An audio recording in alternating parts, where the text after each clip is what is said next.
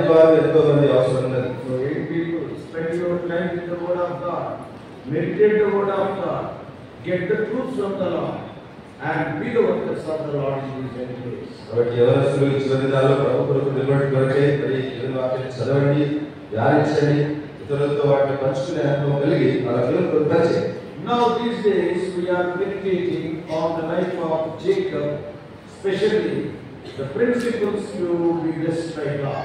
మరి విశేషంగా మరి 2 దినాల పరిచర్యలో మరి ప్రత్యేక పరచబడిన నియమాలు లేదా దేవుడి చేత ఆశీర్వదించబడినటువంటి నియమాలు యాకోబు జీవితంలో చూస్తున్నాం. And only Jacob we have seen from the life of his grandfather Abraham also. మరి యాకోబు మాత్రమే కాదు తన తాతయ్య అబ్రహాము జీవితంలో కూడా చూస్తున్నాం. Now I want to ask you a question. ఇప్పుడు మీకు ఒక ప్రశ్న వేస్తాను.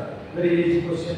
సులభమైన ప్రశ్న అడుగుతాను. And from that also we can understand some truths. దాని నుండి కూడా మరి కొన్ని సత్యాలు మనం నేర్చుకోవచ్చు. First there is 4 lines. 4 or 5 lines. మొదట మొదటి 4-5 వరుసలు. If you want to write the biography of Jacob, యాకోబు యొక్క జీవిత కథ, ఆత్మకథ మీరు రాయాలనుకుంటే, జీవిత చరిత్రను రాయాలనుకుంటే, you may write so many things. ఎన్నో విషయాలు రాస్తారు. Because we know about Jacob. ఎందుకంటే యాకోబు గురించి మనకు తెలుసు కదా. 2 things you write. అయితే 2 సంగతులు చెప్పండి. ఏం రాస్తారు? యాకోబు గురించి రాయమంటే మొట్టమొదటి 5 లైన్లు అడుగుతున్నా, తర్వాత అక్కలో నడుస్తాక ఎలాగ కూర్చుంటారా ఆ పుస్తకంలో If you are asked to write about Jacob, 2 things you know. యాకోబు గురించి రాయమని మిమ్మల్ని ఎవరైనా అడిగితే 2 సంగతులు మీరు చెప్పండి. You may write 10 things, 15 things, 20 things. 10, 15, 20 సంగతులు రాయొచ్చు. నేను ఇప్పుడు 2 సంగతులే అడుగుతున్నా. ఏదైనా ఒక 2 సంగతులు చెప్పండి. ఆశీర్వాదం కోసం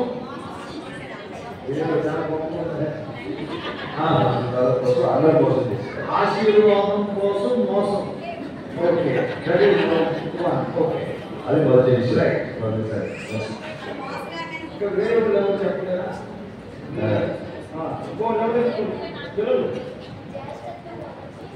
జాగ్రత్త కోసం మోసం చేశారా?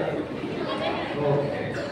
So these sisters are telling from the first 4 to 5 lines. మొదటి 4-7 వరుసలకు సహోదరులు అంటారు. 2 things they are telling. 2 సంగతులు చెప్పారు. One is for blessing. He received his father. ఆశీర్వాదాల కొరకు తన తండ్రిని మోసం చేశాడు. And even from the birthright, he deceived his father. మరి జ్యేష్ఠత్వ హక్కు కొరకు అన్నను కూడా మోసం చేశాడు. మీరు అది కాకుండా మనం ఇంకేదైనా నడుస్తాను. యాకోబు గురించి చాలా నేర్చుకున్నాం కాబట్టి కాకపోయినా మీకు ఎవరు కూడా బాగా తెలుసు. 2 సంగతులు 6వ వరుస నుంచి.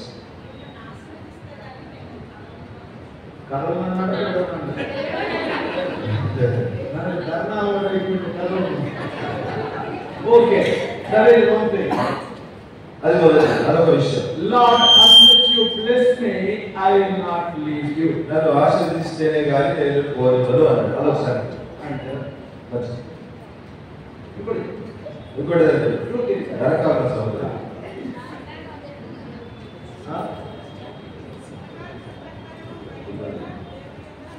గట్టిగా చెప్పండి. దూరం ఉన్నా కదా నిలబడ్డా.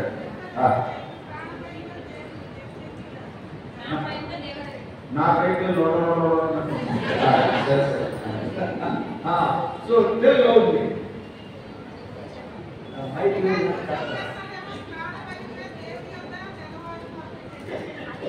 ఏశావు గురించి ప్రాణభయాన్ని బట్టి because of the fear of life, death, yes, he was pleading the Lord. ప్రాణభయం, ఏశావు చంపేస్తాడని ప్రాణభయం బట్టి దేవుడికి మొరపెట్టుకున్నాడు.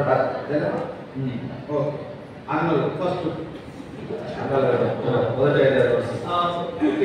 2 సంగతులు చెప్పాలి. ఏంటంటే ఆశీర్వాదాల ముందు, ఆశీర్వాదాల తర్వాత. whole life of Jacob you tell any 2 things. యాకోబు జీవితంలో 2 సంగతులు చెప్పాడు.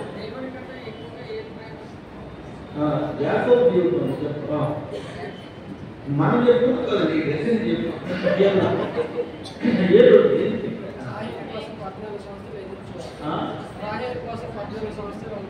రాహేల్ కోసం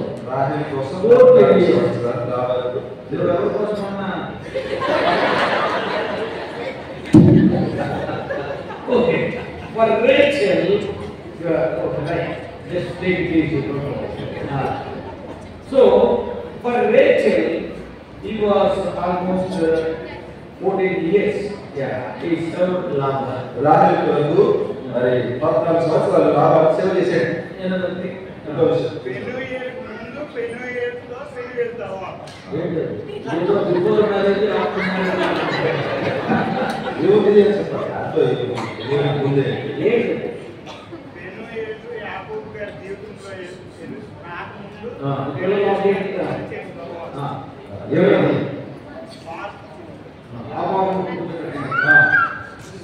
There is a change in the life of Jacob from Peniel.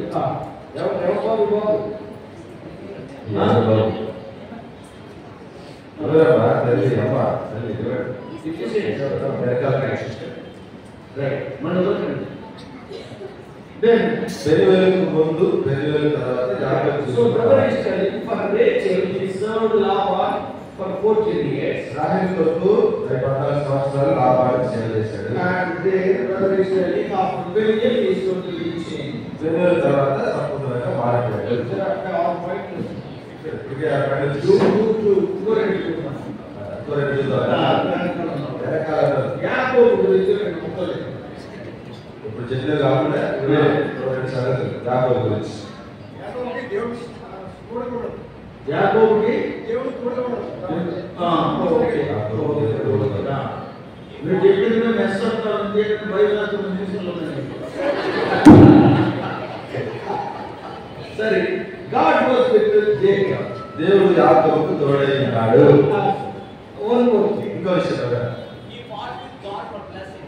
అమ్మా ఈ what with God for for blessing he fought with God. ఆశీర్వాదం కొరకు దేవుడితో పెరిగాడు. So wonderful things. అద్భుతమైన సంగతులు. Anybody want to tell anything? ఇంకెవరైనా చెప్పాలనుకుంటారా? Citizens on the chairs. చేతిలో కూర్చున్న సీనియర్ సిటిజన్స్.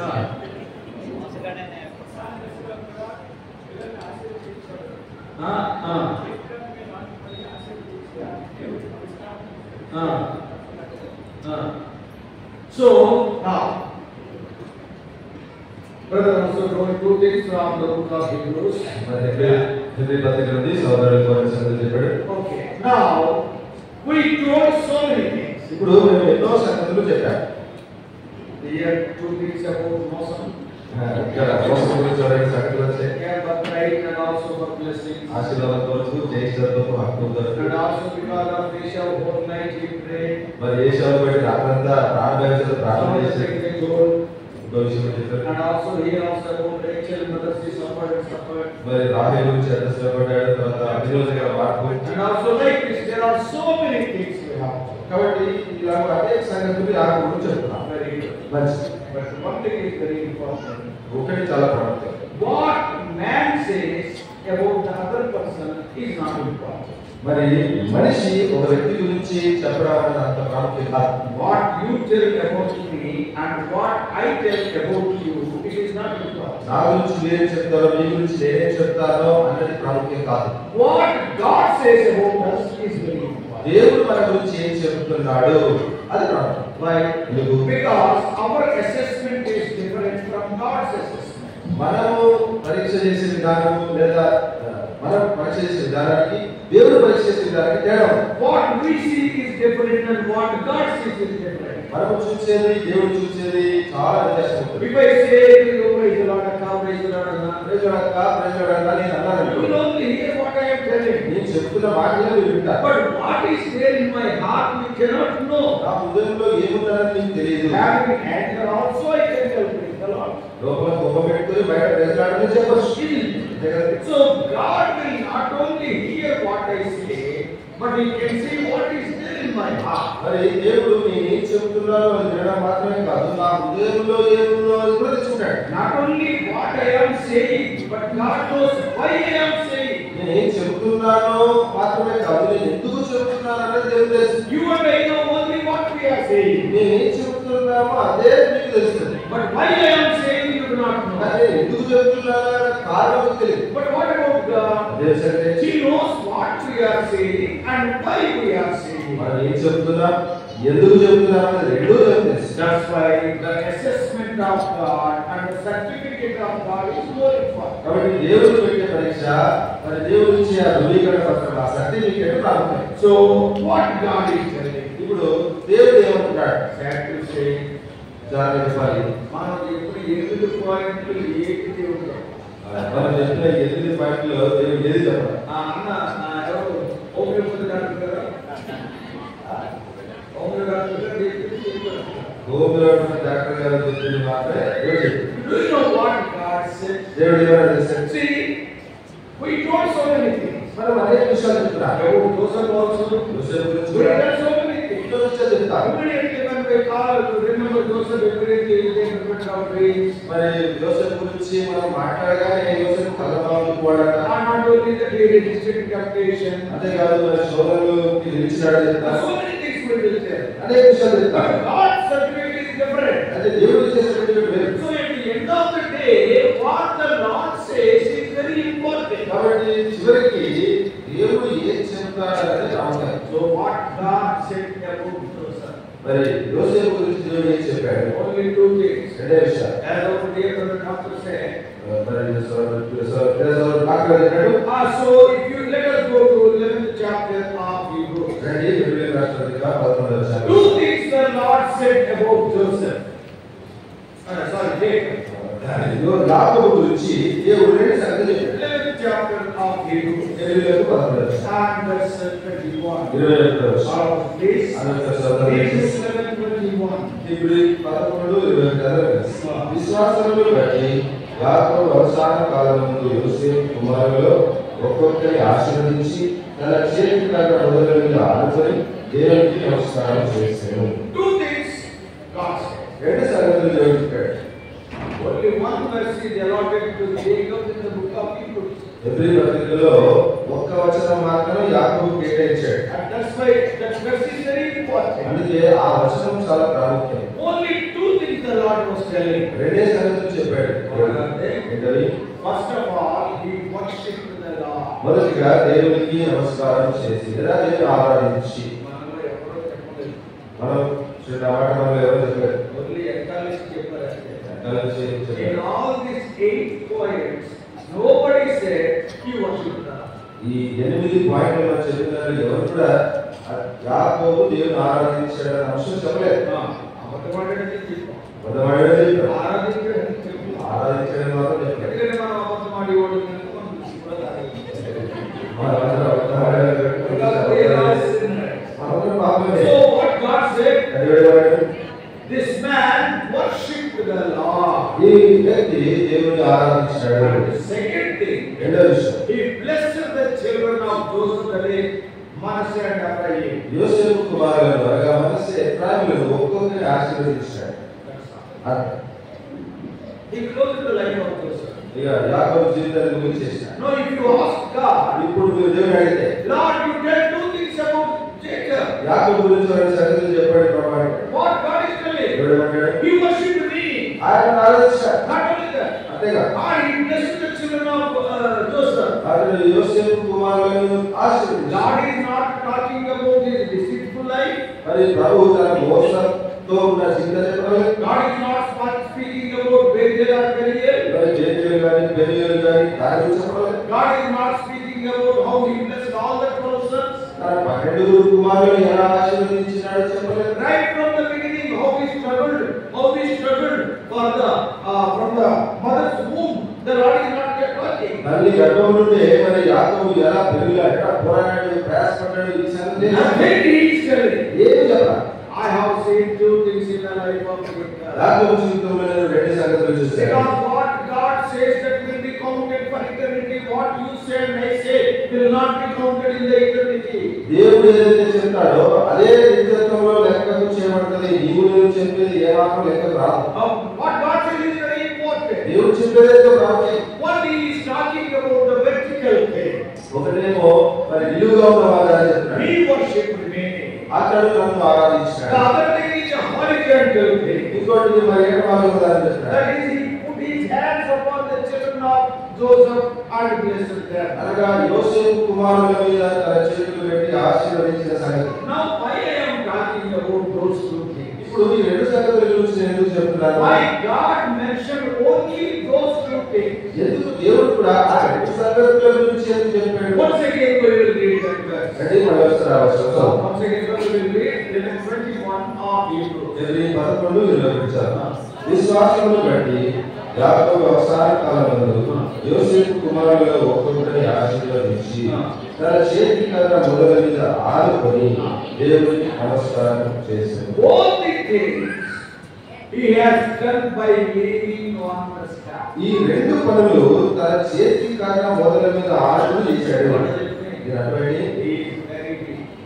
ఎంతో బలహీనుడయ్యాడు. No strength at all. అంటే బలం లేదు దేహంలో. Physically he is almost zero. భౌతికంగా ఆయన శక్తిహీనుడయ్యాడు. He was lying on the bed. అంటే పడక మీద అలా పడున్నాడు. With much difficulty he got up.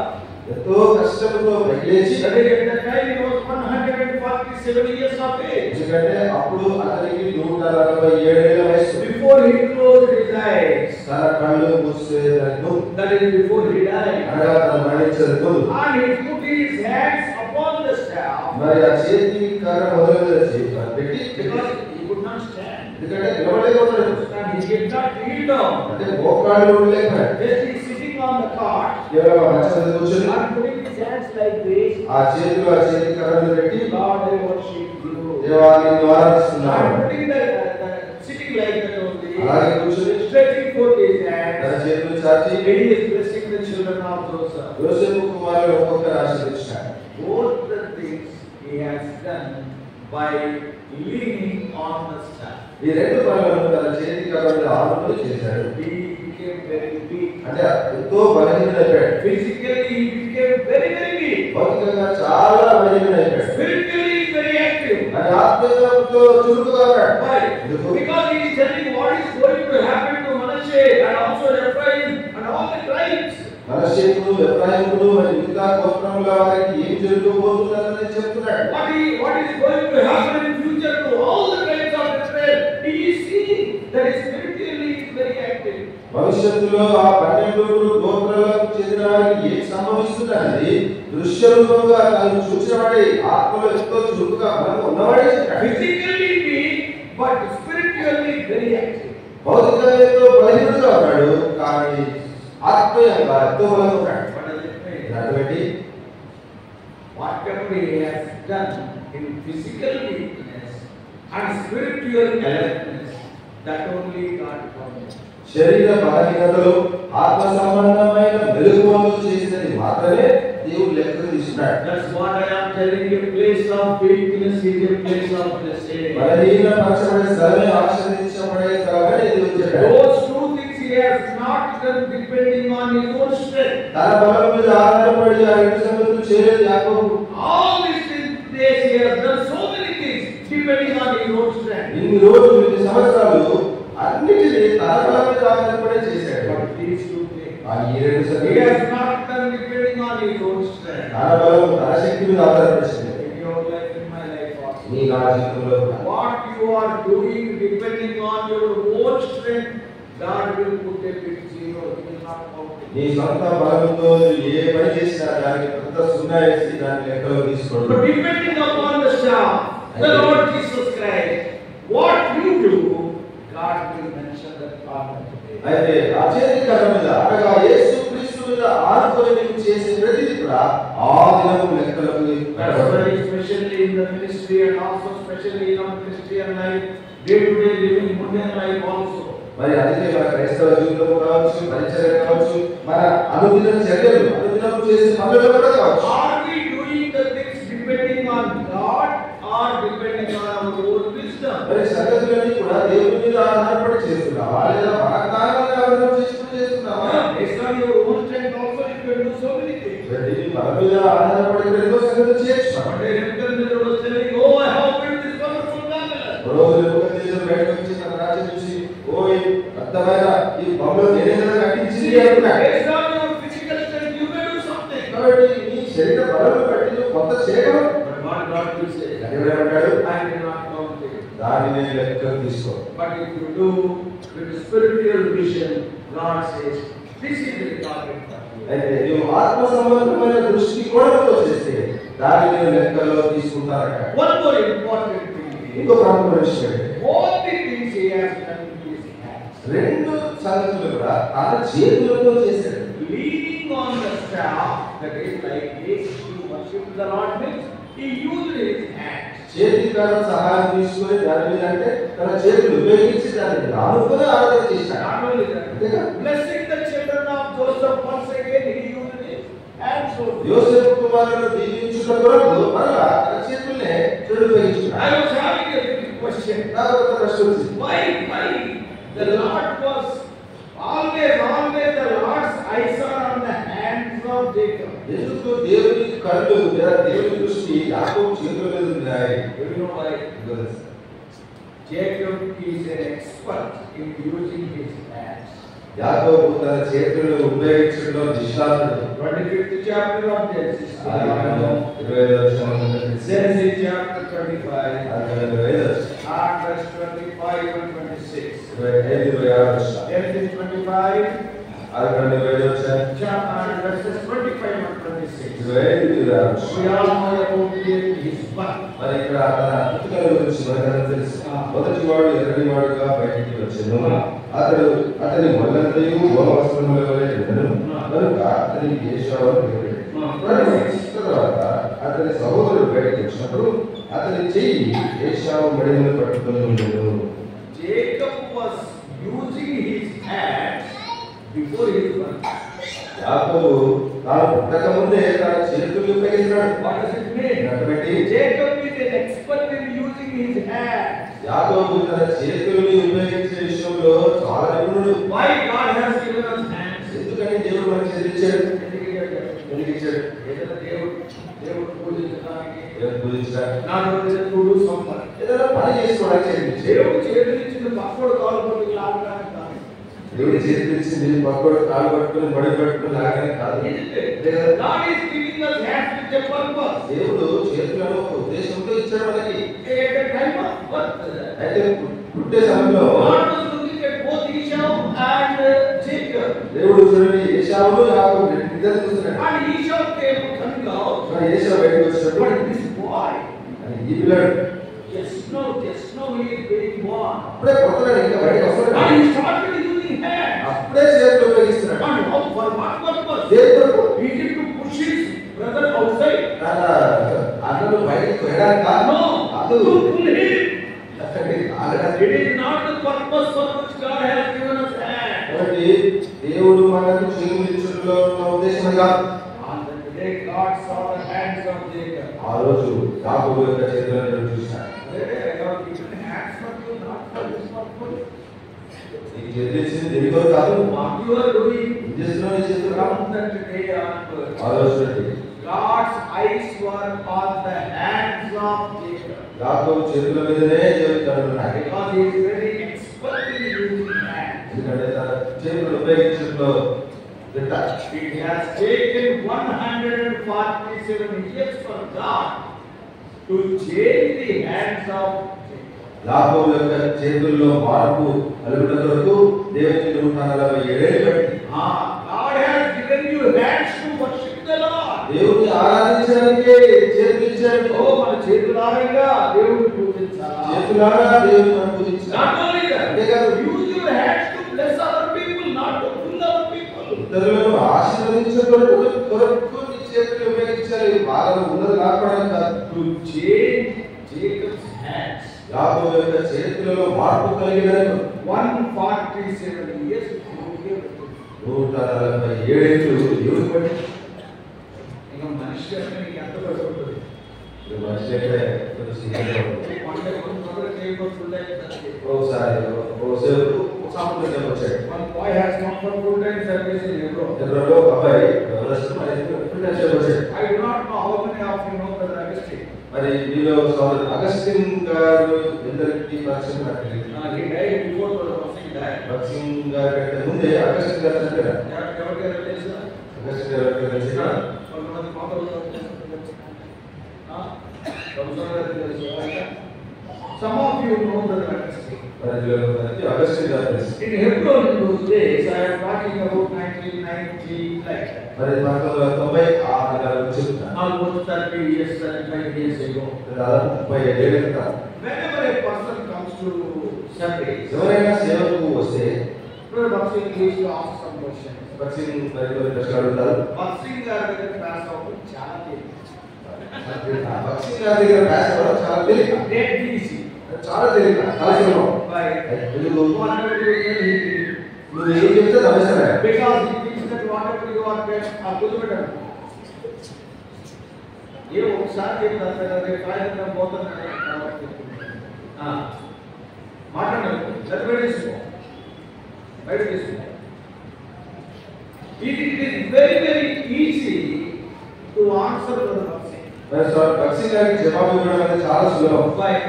Whatever you tell, he believes that it is right, you are telling the truth. నన్ను చెప్పేది ఏదైనా ఆయన దాన్ని నమ్ముతాడు, సత్యమే నమ్ముతాడు. నేను మార్క్స్ పొందాను అంటే సరే మంచిదే. నేను బాప్టిజం తీసుకున్నాను అంటే మంచిది, చాలా మంచిది. So it is very easy to get 100 out of 100. మరి సార్ బక్సింగ్ గారి దగ్గర 100 మార్కులు పొందడం చాలా సులభం. But after I will be successful with the Bhaksing. మరి బక్సింగ్ గారి దగ్గర సఫలీకృతం అయిన తర్వాత రాసిన తర్వాత he used to send you meet brother. ఒకసారి వెళ్ళి అగస్టిన్ ని కలవండి అంటాడు. అగస్టిన్ గారిని కలవనంటాడు. So today you meet brother Augustine. కాబట్టి వెళ్ళి మరి సార్ అగస్టిన్ గారిని కలవమని చెప్తాడు. After getting 100 out of 100 with brother Bhaksing. బక్సింగ్ గారి దగ్గర 100 మార్కులు పొంది తర్వాత అగస్టిన్ గారి దగ్గర వస్తాయి. Nobody will pass. ఎవరు పాస్ కాదు. See such a tough question. కాబట్టి అది కఠినమైన ప్రశ్న వేస్తాడు. నీకు చిరాకు నీకే చిరాకు. దేవుడి సేవకు పిలిచాడా అనేది డౌట్ కాదు, అసలు నువ్వు మారు మనసు పొందవా లేదో డౌట్. దేవుడు సేవ పిలిచాడా అసలు మార్పు పొందేవా లేదా అనుమానం వస్తుంది. అలాంటి కఠినమైన ప్రశ్న అడుగుతాడు. అయితే చాలా ప్రేమ వ్యక్తి. Though you failed in the exam, exam లో వెళ్ళేదా? okay, you failed for 2 weeks, 3 weeks, you will tell that 2 weeks will get. సరే సరే ఒక 2 వారాలు ఎన్నో ఉందని చెప్తాడు. కానీ అది కొనసాగుతుంది. So here, ఇప్పుడు ఇక్కడ Augustine one day one brother came. ఇప్పుడు అగస్టిన్ గారి దగ్గరికి ఒక వ్యక్తి వచ్చాడు. And that brother already passed the interview with brother Bhaksing. మరి ఆ సహోదరుడు బక్సింగ్ గారి దగ్గరికి వెళ్ళాడు, పాస్ అయ్యాడు. So brother Bhaksing said, okay, he is సరే మార్క్స్ పొందాడు, వాక్సులు పొందాడు అని బక్సింగ్ గారు దేవుడు పిలిచాడు. మరి ఆ వ్యక్తి ఆ సహోదరుడు అగస్టిన్ గారి దగ్గరికి వచ్చాడు. ప్రశ్న తర్వాత ప్రశ్న వర్షం. ఎప్పుడు మార్క్స్ పొందాడు? మార్క్స్ శాస్త్రంలో మార్చిలో పొందాడంటే నేను నమ్మాలా?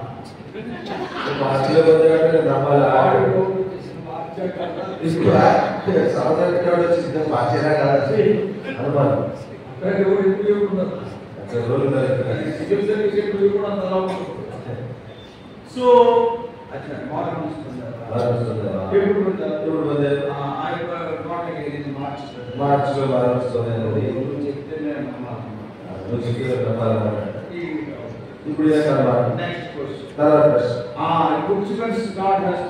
ఇప్పుడు ఏ వచనం ద్వారా దేవుడితో మాట్లాడాడు?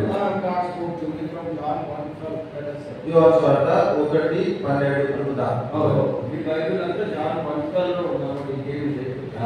బైబిల్లో యోహాను 1:12 ఉందన్నమాట, ఏం లేదన్నమాట. అంటే ఇక మిగిలిన వచనాలు దేవుడు మాట్లాడాడు అన్నమాట. ఈ ఖండాల్లో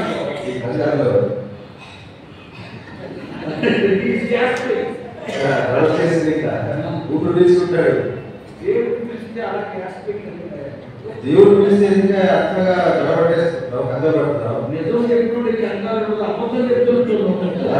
నిజం చెప్పినట్టు కంగారు, అబద్ధం చెప్తున్నావు, కనబడుతున్నావు. ఊపిరాడక finally he asked me a question. చివరిలో ప్రశ్న అడిగాడు. I was also sitting in the same room. మరి నేను కూడా ఆ గదిలో కూర్చున్నా. Because I was translating to the Augustine. We are going for a meeting. మరి అగస్టిన్ గారికి ట్రాన్స్లేషన్ కొరకు వెళ్ళబోతున్నాం అన్నమాట. ట్రాన్స్లేట్ చేసుకుంటాను. And I told him the Augustine. అప్పుడు నేను అన్నాను ఆయనతో, Go. అలా టైం అయిపోతుంది మరి వెళ్దాం మనం. Then I will ask the last question. సరే సరే చివరి ప్రశ్న అడుగుతాను. ఎప్పుడు ఇచ్చాడు దేవుడు సేవకి? దేవుడు ఎప్పుడు పిలిచాడు సేవకి నీకు? నీకు చెప్పాడు. 3 years back. 3 సంవత్సరాల క్రితం దేవుడు సేవకి పిలిచాడు. నేను విన్న వాటిని ఆయన కూడా తెలుసు. దేవుడు పిలిస్తేనే 3 ఏళ్ళకి వచ్చాడు మా మాటలు. దేవుడు పిలిస్తేనే 3 ఏళ్ళకి వచ్చాడంటే ఇప్పుడు వచ్చావు ఆ మాట ఏంటో? దేవుడు దేవుడు వాడిందంటే 3 ఏళ్ళు పట్టిందా? and how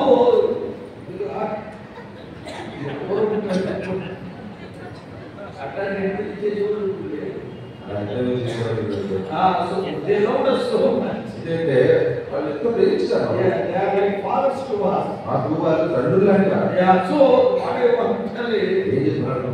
దేవుడికి దేవుడు చెప్తే దేవుడు మాట్లాడితేనే 3 ఏళ్ళకి వస్తే చివరికి ఒప్పుకున్నాడు. అలాంటి పలానా గదిలో 2 వారాలు ఉంటాడని చెప్పాడు. తర్వాత దేవుడు చెప్పాడు ఏం చెప్పాడు?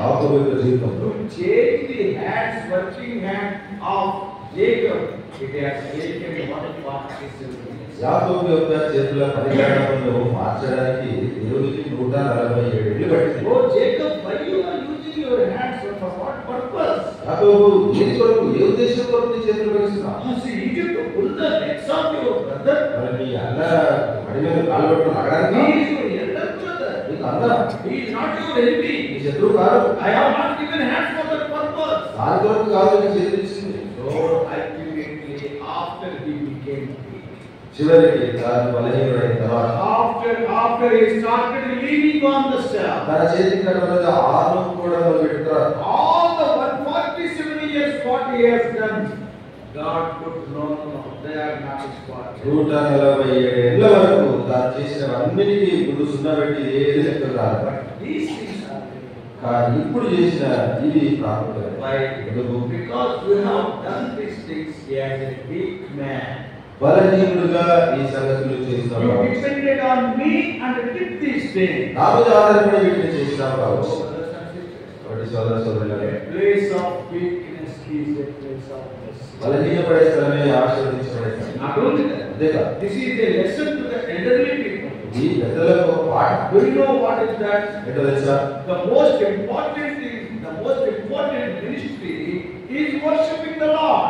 పరిచర్యలో అత్యంత ప్రాముఖ్యమైన పరిచర్య దేవుని ఆరాధించడం. Many ministries are there. అనేక పరిచర్యలు ఉన్నాయి. Yes, sharing the word of God is there. మత పరిచర్య పరిచర్య, Translating is there. కుటుంబ పరిచర్య, Singing and music is there. పాటల పరిచర్య, సంగీత పరిచర్య, Cleaning the compound. రావణముల శుభ్రపరిచర్య, ఆపలేసే పరిచర్య, Prayer ministry. ప్రార్థన పరిచర్య. So many ministries are there. పరిచర్యలు అనేకలు ఉన్నాయి. But we all know one thing. ఒకటి తెలుసుకోండి, That day when we close our eyes, all the ministries will come there. మనము ఈ లోకంలో కన్ను మూసిన దినం అనగా మరణించిన దినం ఇవన్నీ అర్థమైపోతాయి. No other ministry will be ఇక there. తర్వాత ఏ పరిచర్య ఉండదు. Only one ministry. అప్పుడు ఒకటే పరిచర్య, That is worshiping the Lord. ప్రభువుని ఆరాధించే పరిచర్య. So పరలోకానికి వెళ్ళిన పరలోకానికి వాళ్ళు వెళ్ళిన they వాళ్ళు, are పాత్రలు కడుగుతున్నారు, పాత్రలు. నేను బాత్రూమ్ కడుగుతానంటే పరలోకం బాత్రూమే ఉండదు. అంతే కదా? నేను అక్కడ చాపలేస్తాను. నేను అక్కడ చాపలేస్తాను, ఊడుస్తాను. ఊడుస్తానంటే No, all these things will be over. అవన్నీ అయిపోయాయి కాదు. Only one ministry. ఒకటే పరిచర్య. ఒక పరలోకానికి వెళ్ళి, పరలోకానికి వెళ్ళి I want to share the word of God. దేవుని వాక్యం పంచుకుంటారు ఇక్కడ అంటే ఇక్కడ కూర్చొని పౌరులు కూర్చున్నాడు, అక్కడ కూర్చున్నాడు. కూర్చున్నాడు, అర్థం కూర్చోబెడతారు. నేనేదో 7 పాయింట్లు చెప్తాను, 8 పాయింట్లు చెప్తాను. 7 పాయింట్లు 8 పాయింట్లు చెప్తారంటే Here no preaching. ఇక్కడ బోధించలేదు, Here no praying. ఇక్కడ ప్రార్థన లేదు. Because whatever you want, you can get immediately. ఇక్కడ నీకు ఏం కావాలో వెంటనే దొరుకుతుంది నీకు. Here nothing is there, only worshiping the Lord. ఇక్కడ ఆరాధన తప్ప మరి ఏది లేదు ఇక్కడ. That's why okay, Satan opposes worship. సాతాను ఈ ఆరాధనకు విరోధయ్యాడు. Today, if you see many assemblies, messages are there, special meetings are there, music is there, everything is there. Worship is not. చూడండి అనేక సంఘాలు చూస్తే వాక్యం ఉంటుంది, మరి ప్రార్థన ఉంటుంది, పాటలు ఉంటాయి, ఇంకా అన్ని రకాలు ఉంటాయి, కానీ ఆరాధన మాత్రం ఉండదు. Somehow God has given that revelation to the Bhakti, that is, we are so privileged people. ఏదో విషయంగా భక్తి గారికి దేవుడు ఆ ప్రత్యక్షత ఇచ్చినాడు, ఎంతో ఆశ్చర్యకరమైన. Because we are brought up in this particular pattern. ఎందుకంటే మనం ఈ క్రమంలో మరి మనం పెడుతున్నాం. Giving message is not important in heaven. Nobody will give you message. మరి వర్తమానం ఇవ్వడం అనేది ప్రాముఖ్యమే కాదు, ఎందుకంటే పరలోకంలో వర్తమానం ఇచ్చేది ఉండదు. But Lord Jesus Christ sitting, what వర్తమానం you will give? యేసుక్రీస్తు ప్రభువు అక్కడ కూర్చుంటే ఇక్కడ ఏ వర్తమానం ఇస్తారు? And Paul is sitting there. అక్కడ పౌలు కూర్చుంటాడు. They are sitting. How can you stand? వాళ్ళు వచ్చినప్పుడు నువ్వే బోధిస్తావు. So there are no messages. ఇప్పుడు అక్కడ వర్తమానం ఉండవు. అక్కడ నేను సింగింగ్ అని చెప్పి మైక్ తీసుకొని కూర్చోండి. మాట్లాడేది బయట తీసుకుని కూర్చోండి.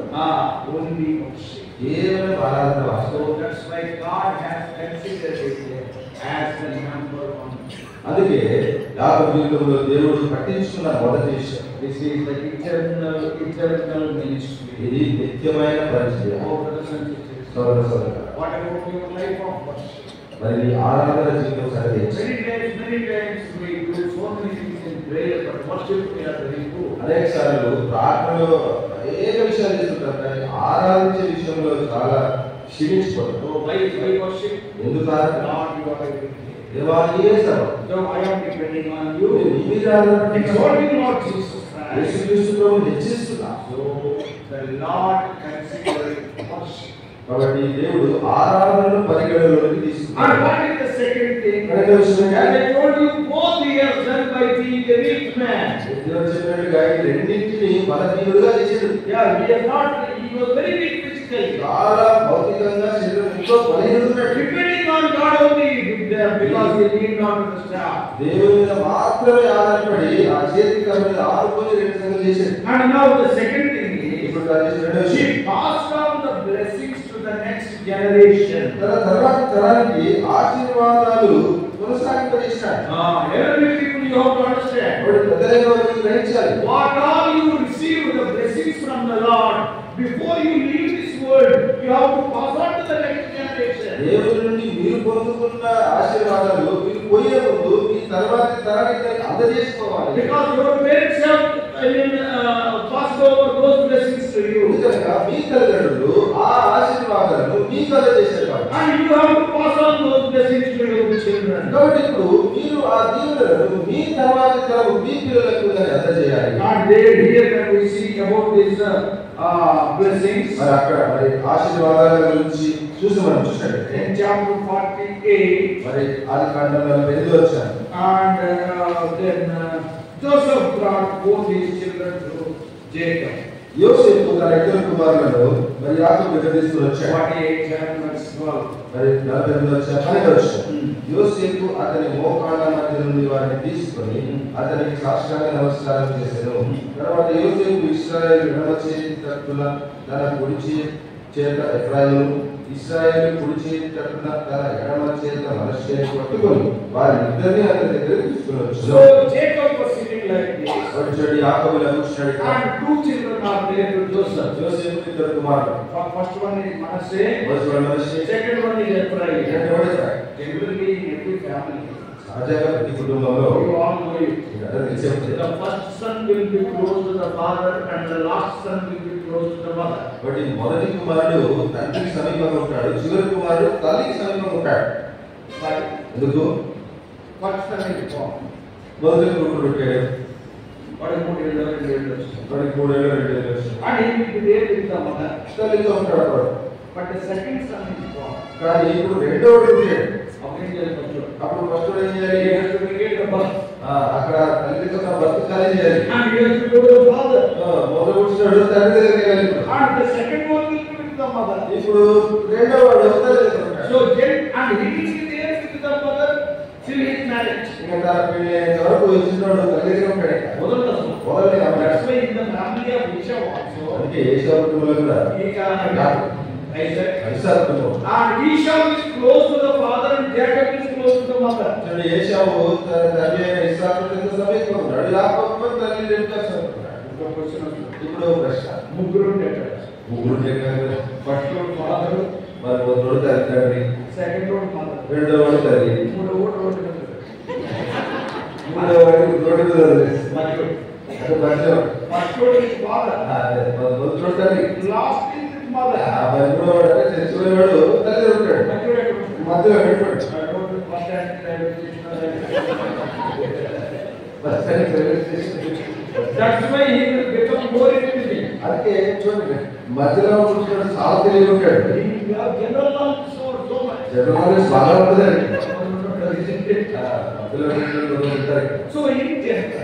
సహజంగా చూస్తే So the second one is born means first one will go to the father. కాబట్టి రెండో వాడు పుట్టగానే మొదటి వాడు తల్లి దగ్గరికి వెళ్తాడు, And second one will be with the mother. రెండో వాడు తల్లి దగ్గర ఉంటాడు. So here also. వాడు ఇక్కడ కూడా So father what he has done? తండ్రి ఏం చేస్తున్నాడు? He is the first one. వీడు మొదటి So Manasseh he brought him and kept under the right hand of Jacob. యాకోబు యొక్క కుడి చేతి కట్టిన పెద్ద కుమారుడు మనష్షేని తీసుకొని పెట్టాడు. Oh, he must be blessed. వీడు దీవించబడాలి. Because he is the first born. ఎందుకంటే ఇతడు మొదటి వచ్చాడు. He must have the blessing, double blessing. మరి రెండంతల ఆశీర్వాదం మనష్షేకి ఉండాలి. And the second one, he brought in Ephraim, kept under the left hand. మరి రెండో వాడైన ఎఫ్రాయిముని యాకోబు యొక్క ఎడమ చేతికి అడ్డు తీసుకొచ్చాడు. And now, ఇప్పుడు once again, how he is doing that? మరలా చూడండి, యాకోబు తన చేతులని ఎలా ఉపయోగిస్తున్నాడు. What he has done? ఏం చేశాడు? What is very comfortable. వాళ్ళు సరిగ్గా కనపడలేదు. But Joseph was telling, యోసేపు అంటున్నాడు, oh, daddy, Manasseh is under your right hand and Ephraim is under your left hand. నాన్న మరి మనష్షేని కుడి చేతికి తీసుకున్నాడు, ఎఫ్రాయిముని ఎడమ చేతికి ఉన్నాడు. Immediately what he has done? వెంటనే ఏం చేశాడు యాకోబు? Even చేతులు ఇంట్లో మార్చేశాడు. now also you see how he is using it there. అంటే ఆ సమయంలో కూడా చూడండి తన చేతులు ఎలా ఉపయోగిస్తున్నాడు. Joseph was not happy. అయితే యోసేపుకు సంతోషం లేదు. The elder one must be given double right. పెద్దోడికి రెండంతల హక్కు ఇవ్వాలి. I thought that he will be blessing Manasseh with the double portion. మరి మనష్షేను రెండంతలతో ఆశీర్వదిస్తాడు అనుకున్నారు. But why this man is putting like మరి this? ఈ వ్యక్తి మనిషి ఏంటి చేతులు దానం చేశాడు. And he was not happy. కాబట్టి యోసేపు సంతోషపడ్డా. That's what he. అట్లాగే వచ్చాడు. మనష్షే పెద్దవాడైనందున ఇశ్రాయేలు తన చేతులను యుక్తిగా చాచి చిన్నవాడైన యుక్తిగా చాచి యుక్తి ప్రమోద. యుక్తిగా చాచి పోయే రోజులు కూడా యుక్తి పోలా. యుక్తిగా చాచి చిన్నవాడైన ఎఫ్రాయిము తల మీద తన కుడి చేతిని, మనష్షే తల మీద తన ఎడమ చేతిని ఉంచెను. అప్పుడు జోసెఫ్ ఏమంటాడు? అప్పుడు యోసేపు అంటాడు, అతడు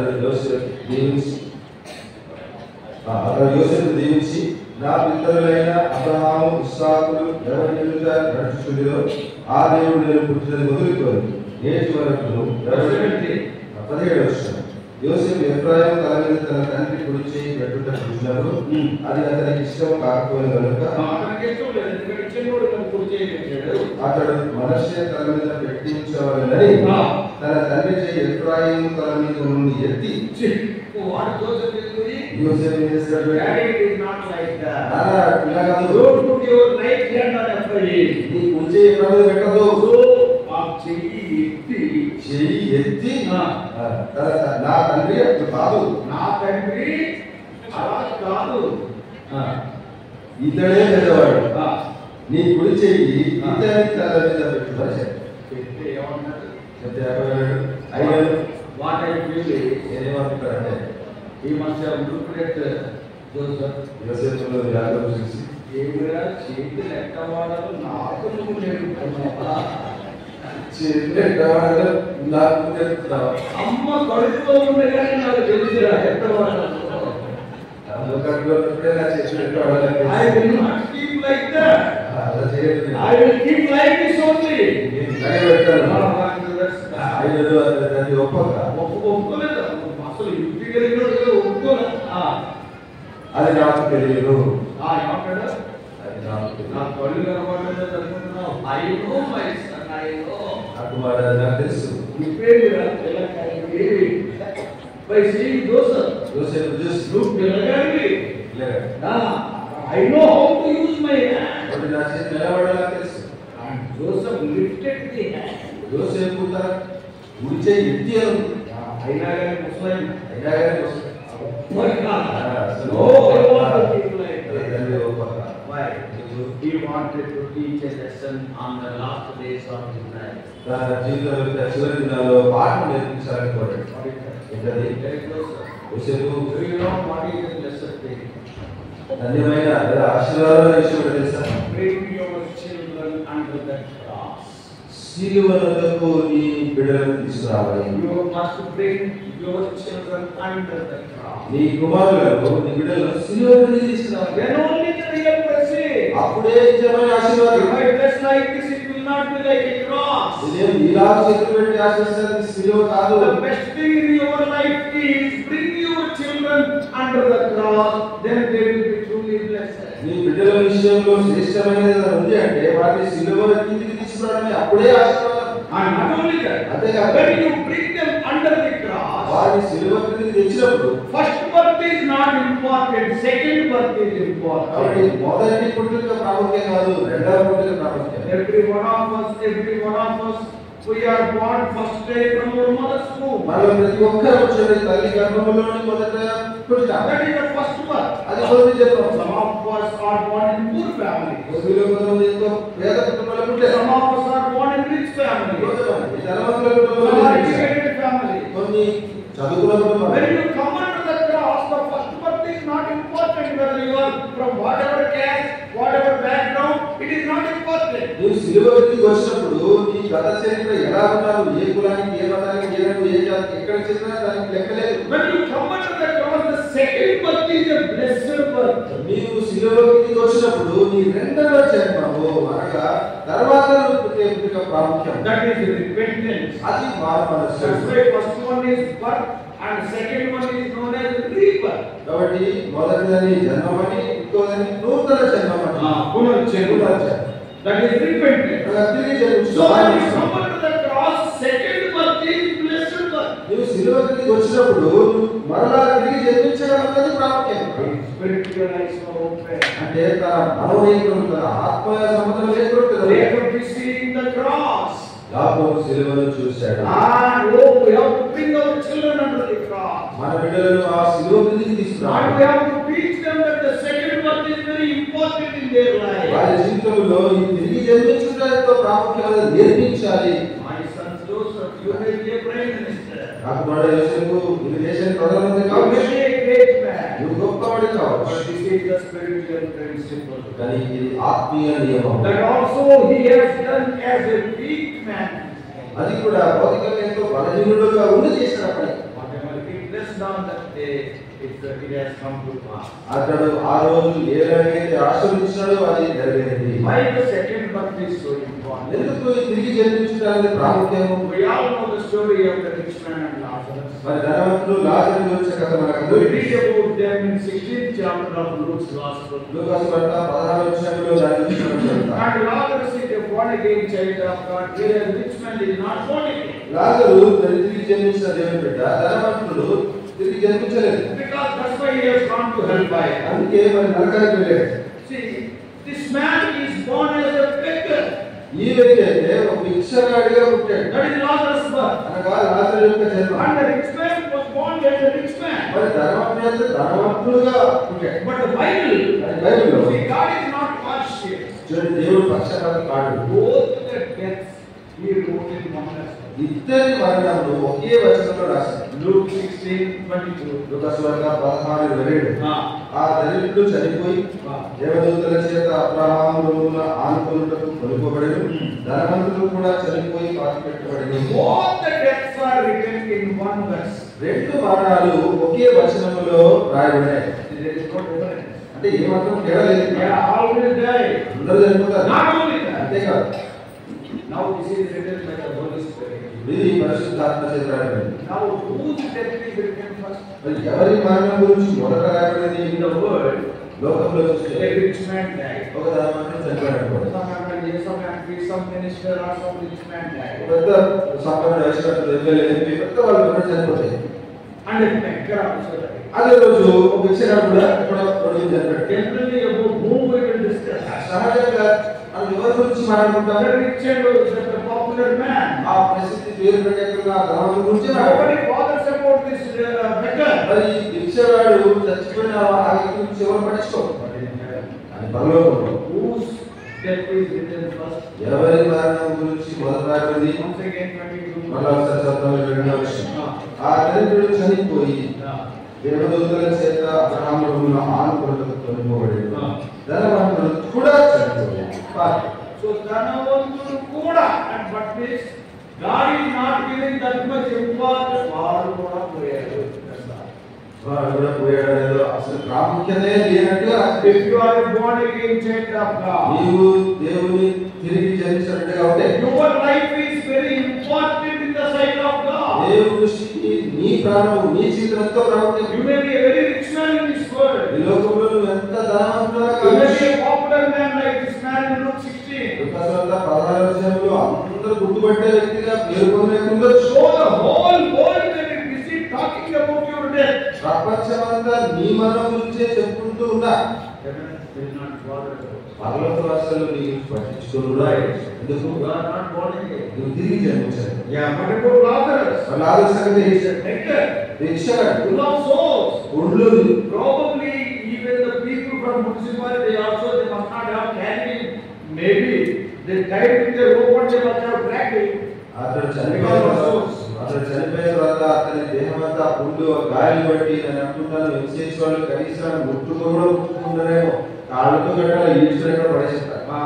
At the time of Corona, what has happened? Corona దినాల్లో ఏం జరిగింది? I do not know about Parvatipuram. Parvathipuram సంగతి In Hyderabad, Hyderabad every day, how many dead bodies? ప్రతిరోజు మృతదేహం. Police were bringing the dead bodies of big people in a JCB, just opening the earth and just with the JCB only pushing into the earth. పోలీసులు చూడండి ఆ జేసీబీలతోనే గుంటలతో పెద్ద సైతం ఆ జేసీబీలో పెట్టి అలా చేస్తున్నారు ఆ గుంటలో. No value at all. అంటే ఏ మాత్రం విలువలేదు. So when the Lazarus died, probably people must have treated like that. అది లాజరు చనిపోయినప్పుడు బహుశా అక్కడ ఉన్న ప్రజలు అలాగే చేసి ఉండవచ్చు. What heaven is doing? కానీ పరలోకం ఏం చేస్తుంది? First, heaven is concerned about the death of Lazarus. పరలోకము లాజరు యొక్క మరణం నుంచి మొదట పట్టించుకుంది. Not only that, అంతేకాదు where Lazarus was taken also it is written. లాజరు ఎక్కడ కోల్పోయారో కూడా రాశారు. What about the rich man? ధనవంతుడు He died and buried. ఆ చర్చను పాల్గొనేశారు. Nobody bothered. అది ఎవరు పట్టించుకోలేదు sir. But what about Lazarus? మరి లాజరు సంగతి ఏంటి? After he is dead, మనం who came to take him? అసలు ఆయన తీసుకోవడానికి ఎవరు వచ్చారు? When the angels came, పరలోకములు దేవుళ్ళు and వచ్చారు. where he has taken him? ఎక్కడికి తీసుకెళ్లారు? Not only that, అంతేకాదు one more important. ఇంకో ప్రాముఖ్యమైన విషయం. Rich man's name is not written, Lazarus' name is written. ధనవంతుని పేరు రాయలేదు కానీ లాజరు అని పేరు రాశారు. Totally against the worldly principle. అంటే ఈ లోక నియమానికి సంపూర్ణంగా విరుద్ధం. In the world, suppose rich man dies 100 times, they will write their name. లోకంలో ధనవంతుడు చనిపోయాడంటే ఇంకా ఫ్లెక్సీలు Breaking news, every channel will be broadcast. ప్రతి ఛానల్లో ఇంకా ఆయన చనిపోయాడు ఆయన ముందు చేయడానికి చెప్తానే ఉంటారు. కానీ పరలోక విషయంలో Heaven is not bothered about his name also, అసలు పరలోకంలో ఆయన పేరు కూడా మర్చిపోతాడు. but about Lazarus. చూడండి లాజరు విషయం. His name is written. అతని పేరు నాకు How he was buried, ఎలా పాత పెట్టుకోవడం how he was taken, ఎలా కొనుక్కోబడ్డా who came to take, అసలు అతని కొనుక్కోవడానికి ఎవరు వచ్చారు? how priority to his death, first his death is written. ఆయన మరణానికి ఎంత ప్రాధాన్యత అంటే ఆయన గురించి మొదట రాశారు. That is what Jacob is telling. యాకోబు ఇదే విషయం My చెప్తున్నాడు. son, when we come under the cross, the second birth is important. నాకు మన శిలువ క్రిందికి మనం వచ్చినప్పుడు మనం తిరిగి జన్మించిన The ప్రాముఖ్యత Lord will give more value to your rebirth. అనగా నీవు తిరిగి జన్మించడము దేవుడు దానికి ఎక్కువ విలువిస్తాడు. So what we do, as weak people, that will be counted for eternity. కాబట్టి బలహీనులుగా మనం ఏదైతే దేవుడు చేస్తామో అదే నిత్యత్వంలోకి లెక్క కట్టబడతాయి. Remember that. ఇది నా In our ministry, మన పరిచర్యలో our day-to-day activities, మన దైనందిక పనులన్నింటిలో our knowledge is good, but we need not depend on this knowledge. మన జ్ఞానము తెలివి మంచిదే కానీ దాని మీద మనం ఆధారపడకూడదు. Depend on God. దేవుడి మీద ఆధారపడాలి. Yeah, when you do something depending on God, that will be counted for eternity. దేవుడి మీద ఆధారపడి ఏది చేసినా అది నిత్యత్వంలో లెక్క తీసుకుంటాం. In 49th chapter, he was blessing all the 12 sons. 49వ అధ్యాయంలో తన కుమారులందరినీ ఆశీర్వదించాడు యాకోబు. And all the things have passed the latter days. మరి ఆయన దీవించినవన్నీ కూడా తర్వాత దినాల్లో అన్ని నెరవేరాయి. Everything ప్రతిదీ కూడా about Levi, ఏది గురించి? about Reuben, గురించి, Simeon, గురించి. how Levi and Simeon are scattered among Israel. ఎలా లేవి షిమ్యోను ఇశ్రాయేలు మధ్యలో చెదిరి ఉన్నారు. So everything. సమస్తం కూడా. So because he has done all those things, he blessed those people based on the spiritual wisdom. ఆత్మ సంబంధమైన జ్ఞానం చేత వారందరినీ అతడు అలా ఆశ్రయించగలిగాడు. So this is the second principle. కాబట్టి ఇది రెండవ నియమం. A place of weakness is a place of blessing. బలహీనత ఉండే స్థలమే ఆశీర్వదించబడే So స్థలం. let us learn this lesson. రండి ఈ పాఠం నేర్చుకుందాం మనం కూడా. Yes, let us do things physical weakness but spiritual strength. కాబట్టి రండి నేర్చుకుందాం భౌతిక బలహీనతలు కానీ ఆత్మ సంబంధమైన జ్ఞానంతో. And you are having that wisdom. అలాంటి జ్ఞానం ఉన్నప్పుడు Then you will bring the children under the cross. అప్పుడు నీ బిడ్డలకు సిలువను తీసుకు. And also your second Ephraim will be more blessed than Manasseh. అంతేకాదు నీ రెండవ జన్మం అనగా ఎఫ్రాయిము మనష్షే కంటే గొప్పగా ఆశీర్వదించబడతాడు. What a wonderful lesson we have. ఒకటి అద్భుతమైన పాఠం నేర్చుకుంటున్నాం. Our brothers and sisters. ఒకటి సోదరులు So there are 7 important points there in 32nd chapter of Genesis from 24 to 30. 32వ అధ్యాయం ఆదికాండం 24 నుండి 30 వచనంలో 7 ప్రాముఖ్యమైన విషయాలు ఉన్నప్పటికీ Two things we have seen. రెండు సంగతులు చూశాం. Number one, మొదటిది place of separation is a place of blessing. ప్రత్యేకపరచబడే స్థలమే ఆశీర్వదించబడే స్థలం. And secondly, రెండవదిగా place of physical weakness is a place of blessing. భౌతికంగా బలహీనపడే స్థలమే ఆశీర్వదించబడే స్థలం. And thirdly, మూడవది tomorrow. ఏ మధ్యాహ్నం Thirdly is a good right position. మూడో తరగతి బిడ్డలు రాయబడుతుంది. So tomorrow afternoon we are going to see. రేపు మధ్యాహ్నము దాని మనుషులు I know your faces and some of you have to go away. ఇళ్ళకొద్దామని మరి ఇళ్ళకి వెళ్ళాలి కదా And you have to take dinner and go away. మరి రాత్రి తీసుకెళ్ళాలి. So have full dinner and go, and tomorrow afternoon we will meet. మరి సంపూర్ణంగా రోజు చేసి వెళ్తే రేపు మధ్యాహ్నం వల్ల రెడీ ప్రాబ్లం